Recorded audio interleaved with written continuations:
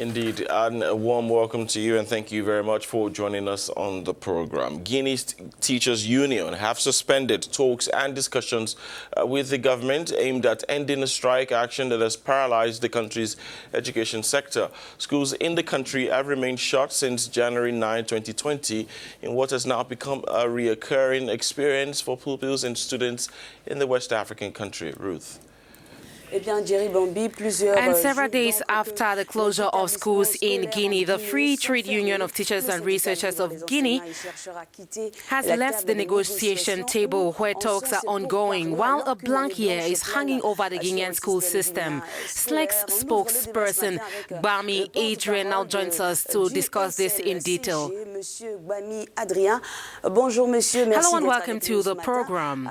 After a few days of talks, your union has decided to suspend its participation in negotiations with the government. Why is that?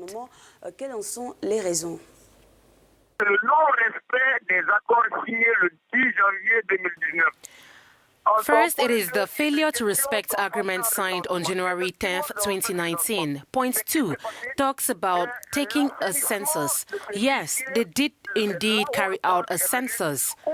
But what it is, the problem is the cleanup of the file that poses a problem with the president of the commission and the joint commission he headed tampering with the results. So we trade unionists, since we defend work and the worker, we have seen that some workers were victims in relation to the results. Imagine a teacher who has dropped out of class is reported as able, and a teacher who has died is not among the list of those who've died. This is what prompted the Free Trade Union of Teachers and Researchers of Guinea to take a critical look at these results and to unanimously reject the results that are now hurting teachers of the country. Bami, you mentioned the release of your colleagues. Is this a demand that conditions the resumption of discussions?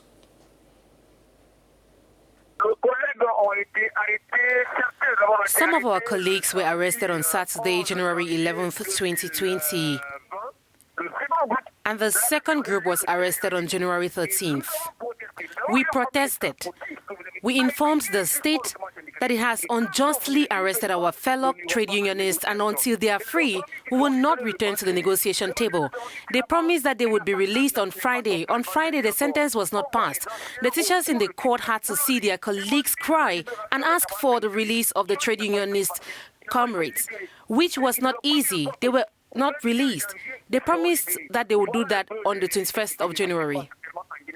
If we understand you, you will not resume the negotiations, let alone go back to class, as long as your comrades remain in prison. Does that mean you are ready to go on, even if it has to include a blank year? We are ready to negotiate with the state, but the first condition is that the state must release our comrades. Why arrest a trade unionist who is demanding the improvements of the living conditions of workers? Whether or not we are fair in what we do, it's complicated to get our hands on a trade unionist who is demanding a right. It is up to the government to see if it is concerned with the education of children. The state must think about the release of our comrades who have been unjustly arrested, because as long as they are not released, we will not go to negotiations. It is clear that the teachers are determined, they are ready, and they will support the trade unionist comrades who are in prison. So if there is a blank year, they will be responsible for that blank year, and it's not us. Because we are responsible unions, we defend the interest of workers and work, so it is up to the states to find a solution to this problem.